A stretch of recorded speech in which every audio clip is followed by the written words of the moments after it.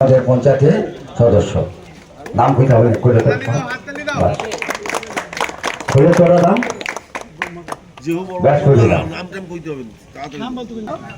বরণ করে নিচ্ছেন সাহেব আলী খৈলতরা বলবো আমাদের প্রাক্তন গ্রাম পঞ্চায়েতের সদস্য ব্যাচ করে দিন উত্তরে দিন একটু হাততালি দাও।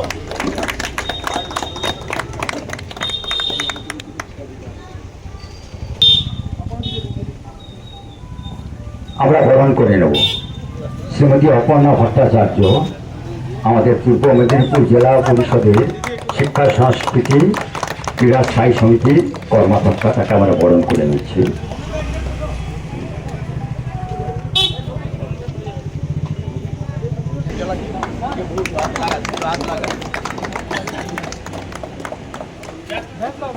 আমরা বরণ করে নিচ্ছি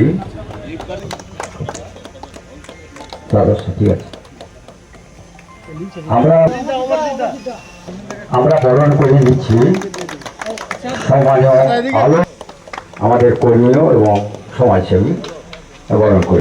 এক সময় আমাদের পঞ্চায়েত সমিতির সদস্য ছিলেন Tamluk cooperative agriculture and rural development ব্যাংকে।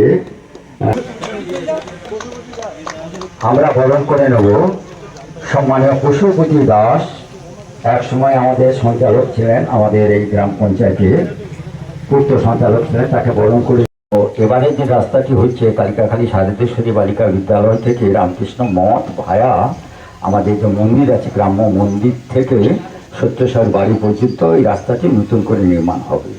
30 কিলোমিটার রাস্তা তিনি করবেন পথশ্রী এবং রাস্তাশ্রীর মধ্য দিয়ে। এক অভিনবতা চিন্তা ভাবনা আমাদের জেলা পরিষদ পঞ্চায়েত সমিতি ত্রিস্তর পঞ্চায়েত সকলকে নিয়ে আমরা চলছি। পূর্ব মেদিনীপুর জেলার পক্ষ থেকে বাংলার মাননীয় মুখ্যমন্ত্রী মমতাময়ী মা মমতা বন্দ্যোপাধ্যায়কে আন্তরিকভাবে শ্রদ্ধা সম্মান নিবেদন করব, মাথানত করে ভক্তিপূর্ণ প্রণাম নিবেদন করব। তার কারণ পূর্ব মেদিনীপুর জেলার 223টা গ্রাম পঞ্চায়েত, 25টি পঞ্চায়েত সমিতি, এই ভৌগোলিক অবস্থানের মধ্যে আর 5টি পৌরসভা, এর মধ্যেই এই পথশ্রী রাস্তাশ্রী 4 পঞ্চায়েত সমিতি, জেলা পরিষদ এবং এসআরডিএ টেন্ডার প্রসেসিং করছে 3টি ফেজে। মমতা বন্দ্যোপাধ্যায় এই নির্দেশ দিয়েছেন প্রায় 750 গ্রামীণ রাস্তা নতুন করে রিপেয়ারিং এবং নতুন করে তৈরির পরিকল্পনা ব্যবস্থা গ্রহণ করেছেন। তার জন্য মেদিনীপুর জেলাবাসীর পক্ষ থেকে আমি বাংলার মাননীয় মুখ্যমন্ত্রীকে মাথানত করে ভক্তিপূর্ণ শ্রদ্ধা প্রণাম নিবেদন করি। নিশ্চিতভাবে কোয়ালিটি এবং কোয়ান্টিটির সাথে মামাটি মানুষের সরকার আপোষ করে না। আপনারা নিশ্চিতভাবে দেখে নেবেন সঠিকভাবে নির্দিষ্ট শিডিউল মেনে আপনাদের রাস্তার কাজটা তৈরি হচ্ছে কিনা। কন্ট্রাক্টর এজেন্সির পক্ষ থেকে প্রণববাবু আছেন, তিনি অত্যন্ত দক্ষ এবং যোগ্য ব্যক্তিত্ব।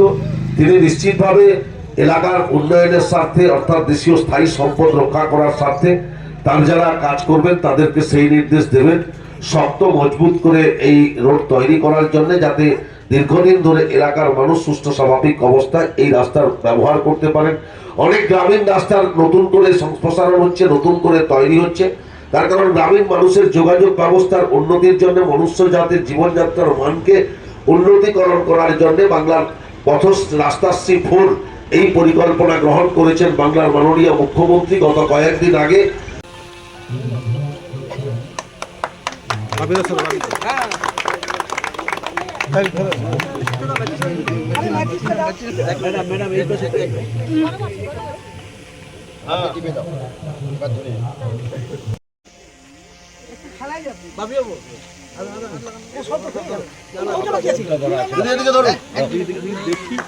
যাও